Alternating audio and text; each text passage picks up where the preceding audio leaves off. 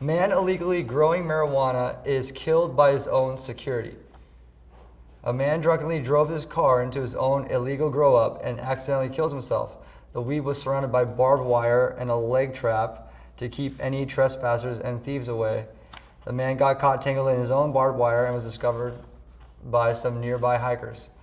Who's gonna water the plants? I guess if you're gonna be growing your own weed, just don't drink and drive into your own fucking weed plant area. This is pretty funny. This is kind of like what's that called when you go full circle, when you do something bad and then like it catches up with you? Karma. There you go, karma.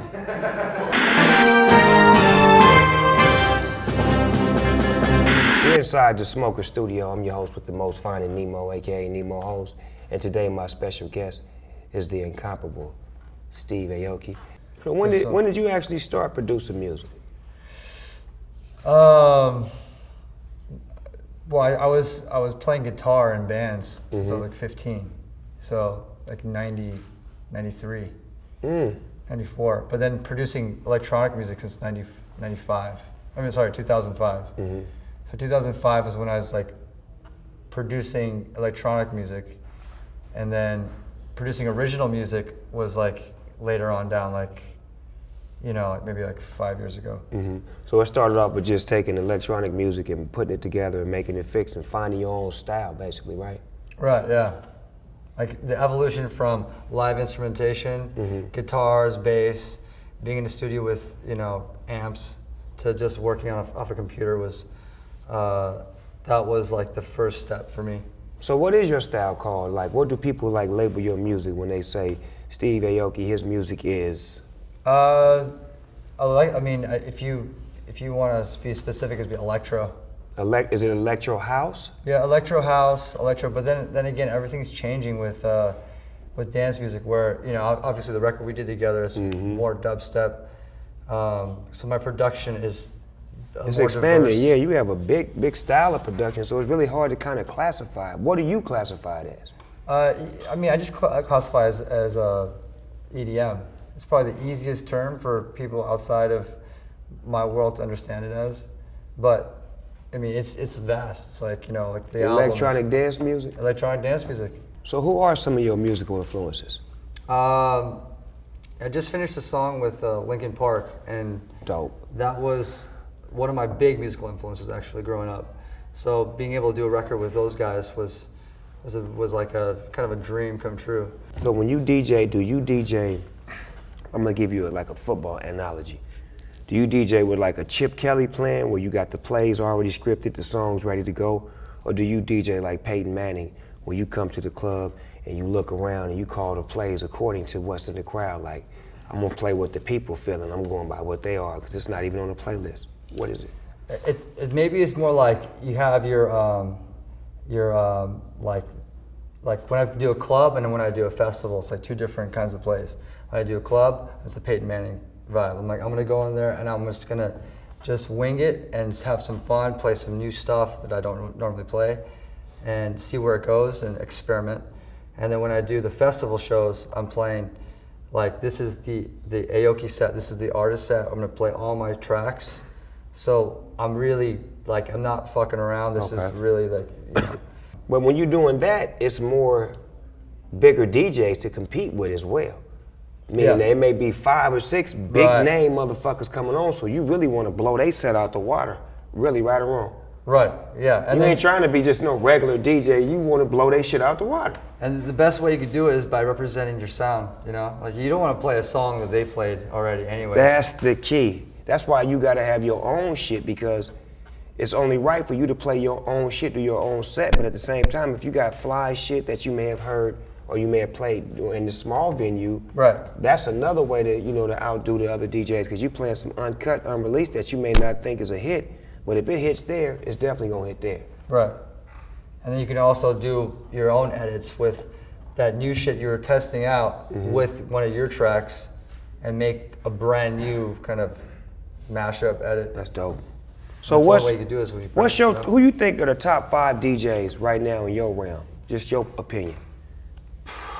I mean, there's just so many, but I'd say like as far as people that pushing the envelope, performance and production, Skrillex is definitely one of my favorites because the dude not only has changed a whole like genre of sound, but his live show is literally, I don't think there's another artist that has like the same kind of production level of Skrillex. Like he really puts time into creating an insane live show. And that's part of the game too with what we do in electronic dance music. It's not just about our music, it's about the experience that you get when you see one of our sets, you know? Yeah, the lights, the action, the energy, the smoke, the pyros, all of that shit. It's like a great show when you watch y'all get in. And I mean, I practically, you know, when I'm writing a song, I'm thinking about how this will play out during my set, if it'll work, and if it's going to be an effective record to propel my set forward. So it's like it's all interlinked, you know, the show and the production. So your train of thought when you in the studio is the stage. It's always the projection of how will this shit convert on stage? What will be the energy with me DJing in the people? It's never just in my car, my headphones. Your train of thought is the big picture.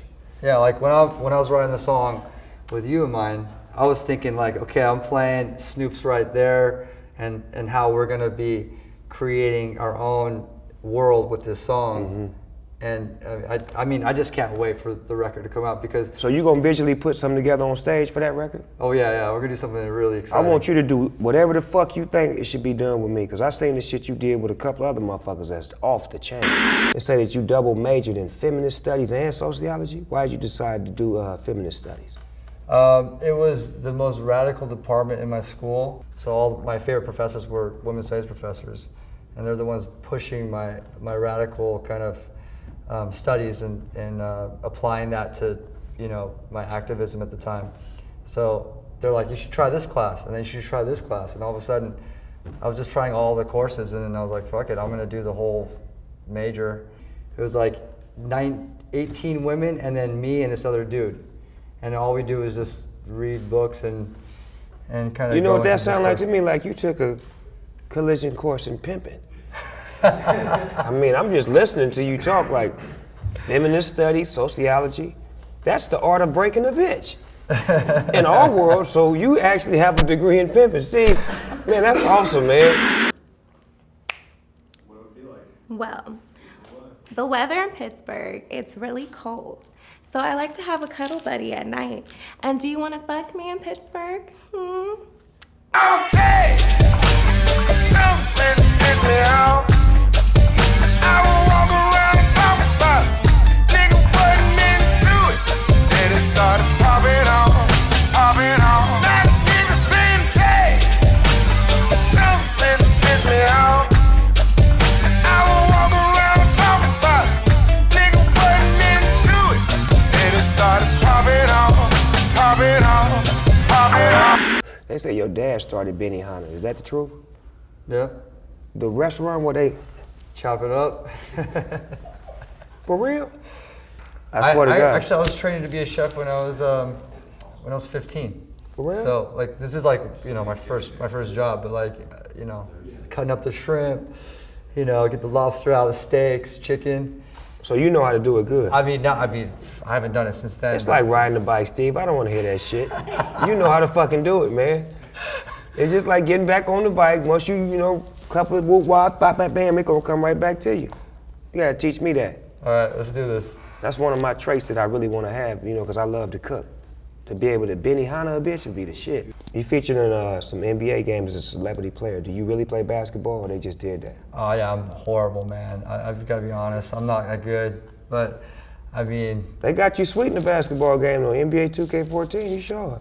Yeah, well, I know that when they first asked me to be a character, I wanted to be a Yao Ming, like tall, like so I could dunk, but like no one wanted to play me on that one because it was just too lanky. So I was like, give me a Kobe Bryant, like, you know, the build, and then like that one, they said, oh yeah, everyone's playing that character. I'm like, all right, cool. Yeah, you got to be smart. Take the best. Like when I took some. When they made my character, I took some Kobe Bryant, Michael Jordan, and LeBron James. Put all of them together with me and make me super. You got a mobile application called Aoki, right? And you got one called Snoopify. Yeah, how yours work? Well, it's just like yours. Except, For real? Yeah. Except I don't have any blunts. So you mean like right now, if I want to just Snoopify you right now, and you can Aoki-fy me right now?